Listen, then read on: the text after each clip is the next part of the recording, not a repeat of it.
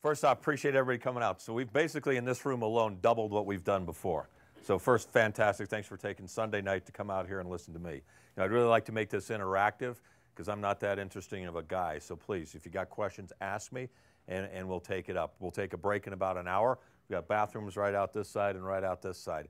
A little bit of background on myself. I played at Cherry Creek High School, played club ball at Colorado State, went to Syracuse Law School. I've been a high school lacrosse referee for, I don't know, probably 15 years.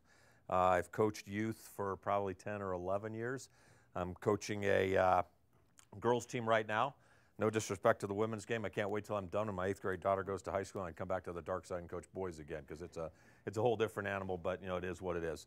I'm also a U.S. Lacrosse Level 1, Level 2 certified trainer on the coaching side, and all that means is I go around the country and teach other coaches how to coach lacrosse. So what we're going to do tonight is go through some PowerPoint slides. Again, if you have questions, please let me know and we'll take those questions up. The whole notion of what we're trying to do tonight really is to make sure that everybody's on the same page. Chris mentioned that we trained a truckload of officials here today. I'm going to open up the kimono and show you exactly what we're telling these guys over here. I told these guys this morning exactly what we're telling you guys, so everybody should be on the same page. We're going to eliminate all the guessing. Who can tell me what this is from, and who is that? Dead Poets Society. Who is it? Right, what's he doing? Teaching. What's he teaching? What's he trying to show his class? Exactly, different perspectives. And that's what we're going to try and talk about here tonight. Again, there's all sorts of different perspectives that we have. How does that all line up? We've got all these different stakeholders, right? These folks over here think they're coaches. I've heard them and you guys have heard them. They really do, but they really should just be cheering. Again, you need to set the expectations with your parents of what you want them to do. I tell my parents, look, your job's to cheer. If you want to coach, you can come help me because I could use another assistant coach from 4 to 5:30 on Tuesday. If they continue with it, I need another assistant coach on Wednesday from 4 to 5:30. We've got us down here, the coaches. We've got a perspective in this. Obviously, it's all about the kids up there, and then we've got the zebras as well. So we've got these different stakeholders that really make up, the package of what we bring on Saturday or whatever day, you happen to play your game. This is what we're trying to avoid this year, right? I had to throw in my boy Jim Boeheim, and he looked exactly like that yesterday. He hasn't changed at all. Same demeanor when the call didn't go his way against Louisville yesterday as I'm watching the game. Again, I'm really trying to avoid this year. Especially this guy over here where we're pulling him off. If you see the theme, it's basketball. So again, we're not going down this road, from lacrosse. So let's think about the different perspectives we've got, the stakeholders in the game, and let's really try and avoid this right in here where we're getting in the grill of the officials. Here's our agenda for today. We're going to talk a little bit about some core values. That's a level 1 concept. Roots philosophy is a level 1 concept. We're going to go over the points of emphasis for the rules. We'll go over some general age-based rules. I'm not going to go through them verbatim. I'll show you where you can find them. You can read them. Officiating points of emphasis. Again, that's where we opened up the kimono and told these guys this is what we expect them to do, and we're going to tell you. And you're going to hold them accountable for this because you've got the ability to do that. Oops.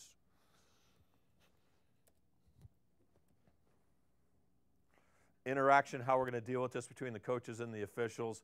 Talk a little bit about the concussions. Chris pretty much hit it. We'll go through it very quickly because I don't like to go over plowed ground. Then we'll do some Q&A.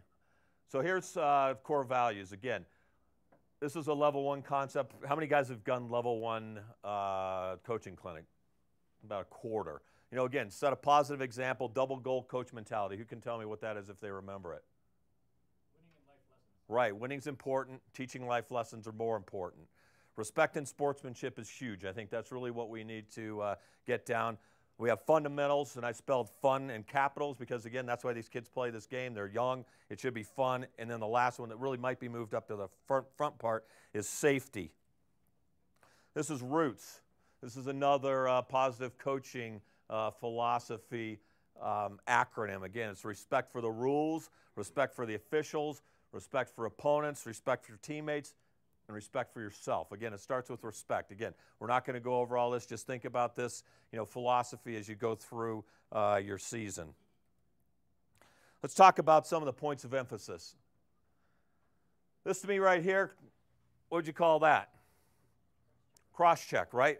This is really a spillover from, you know, the Mammoth and the outdoor Denver Outlaws game.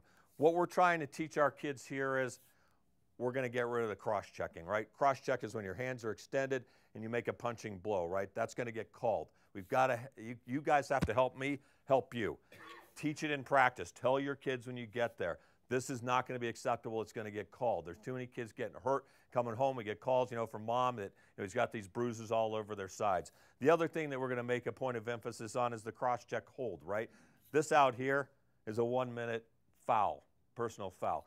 Cross-check hold. Can I borrow you, Rick, for just a second? All right, how about you, Chris? Why don't you come on up here? Again, cross-check hold. You know, what we're seeing a lot now at this youth game is these guys are basically trying to direct them with their stick and push them and turn them away. You know, that's against the rules. And we've instructed the officials to look at that, right? If you're going to see them direct them with the empty part of the stick between the hands where it's the shaft that's extended, that's going to get called as a cross-check hold. That's going to be a 30-second technical foul. What we should be teaching these kids is either the forearm, equal pressure on the hip, you know, like this. Again, this is not a gotcha game. And if it looks like he's coming up and directing him and he comes across like this, extending the hands, that's going to be a cross-check. Again, teach your kids that the officials are going to be looking for this time around. If you're going to turn the guy and try and direct him, again, forearm, use this. Okay? This is going to get called a cross-check hold. We've got to get rid of it. Okay? It's going to be a point of emphasis. Any questions on that? What's that? Hands together. Again, you know, this, when it's exposed and you're trying to turn the kid around, it's going to get called as a cross-check hold this year. Okay, so let's watch it. Help us help you. Hands are together. Again, to me, that's really not very good defense. If your hands are together and you're pushing the guy out, that's really not good defense, right? I mean, you're going to play defense with your feet, right? If you got your hands together, that's good. I wouldn't you know, suggest it's great defense. We're trying to push it.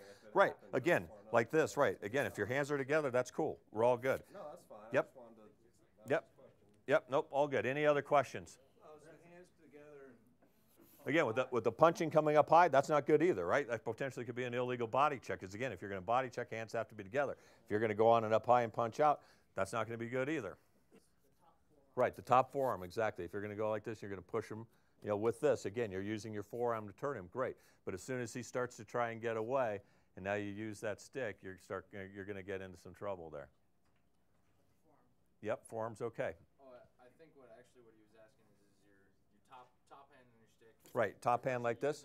Using the cross to push like this. Right, if you start to direct him with that cross, now you're going to get into some trouble. Again, once you start to use that exposed cross to try and turn him, now you're going to get into a little bit of trouble. So again, let's just try and teach good body position.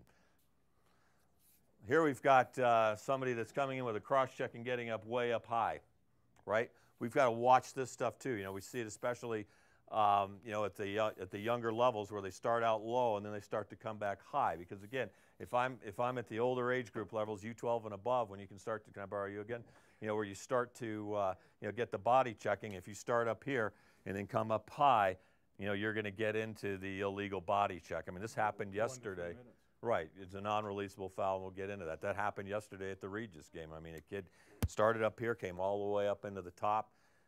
It's not a good check. You know, he came down, hit the back of his head, the ambulance gets called. You know, it's a scrimmage, you know, and again, started here, came up high, and just cleaned his clock out. So again, let's really start to watch that. And this down here, you know, when we're leading with the head, right? Again, if you're going to lower your head, it's going to be potentially a spearing call. These are all going to be 1 to 3 minutes. You know, the spearing stuff here, 1 to 3 minute non-releasable fouls.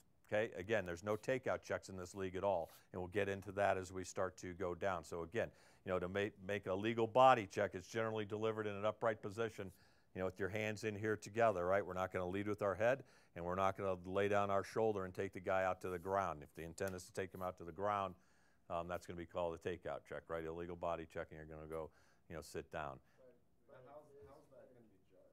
Again, it's in the official's discretion of what they think. You know, again, I can't see it until I see it, right? You know, if some kid, you can tell. If he's basically going to line that kid up and take him out, and we've seen it. You know, there's a lot of guys here that have coached football, and they go out there and they head hunt.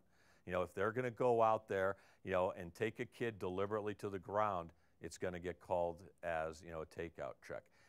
Okay? You know, Well, you know, again, if there is no body checking, you know, in the younger levels, right? So U12 is when body checking gets introduced. You know, if a U8 kid is out there head hunting, you know, and decides that, you know, he's a leftover football kid or whatever, and he's going to go out there and take some kid to the ground, he's going to get, you know, taken out of the game, right? He'll go sit down, and then when it's his rotation to come back in, you know, he'll come back in because there's no man up, man down. So again, if it doesn't matter what age group level it is, there's no body checking at the younger levels. But if a kid's, you know, out there and takes some kid out, fine. And we'll talk about that a little bit more when we get into the age-based rules specifically. If you look at what the rules are defined as a takeout check, it basically is, you know, deliberately leading with the shoulder to take the kid out to the ground and he goes down, could be called a takeout check. So again, generally delivered in an upright position, right, from the below the neck, above the waist, from the front or side within 3 yards of the ball. If you come up helmet to helmet, that's not good. Okay. And the other thing that we see too is, you know, these big attackmen that they decide that they're going to be like the fullback, right? And they're basically going to take this thing, they're going to put their head down, and they're going to basically bull ride over a kid. Again, teach your kids in practice not to do it, because we're going to call it an unnecessary roughness call if he puts that helmet, goes helmet to helmet, and basically takes the kid out, helmet to helmet. You know, that's what we're going to call that. Again, it's got to be a safety issue. There's too many kids, you know, getting concussed. Again, it depends on what the intent is. If the intent is deliberately to take that kid to the ground, it's a takeout check, right? Even though he's got the ball, you can't call him for a body check, right? You're going to call him for unnecessary roughness, right? It's delivered in a force that was probably more necessary than it had to be, right? So again, let's try and keep the game safe, right? How long is the penalty for? What's that? Is it 1 to 3? Well, that I'd call that a 1-minute foul. Okay. You know, again. What are the takeout check penalties? The takeout check penalties, again, 1 minute for a takeout check penalty, right? You know, if there's a flagrant foul and a kid lines him up again, it's a second foul, and potentially he could get ejected from the game, and we'll talk about that too. Again, we're trying to get rid of the head hunting stuff. If it's a non-releasable foul up into the head or the neck area, then we're talking 1 to 3 minute non-releasable penalty. On the first one? What's that? Yeah, on the first one. Again, it depends on what the, you know, intent was. You know, it could be a 1 minute, it could be a 2 minute, it could be a 3 minute. Again, depending upon, you know, what the official sees and what he thought that the kid was doing when he saw that foul. But again, if we keep out of the head and the neck area, I think we'll, you know, avoid a lot of trouble.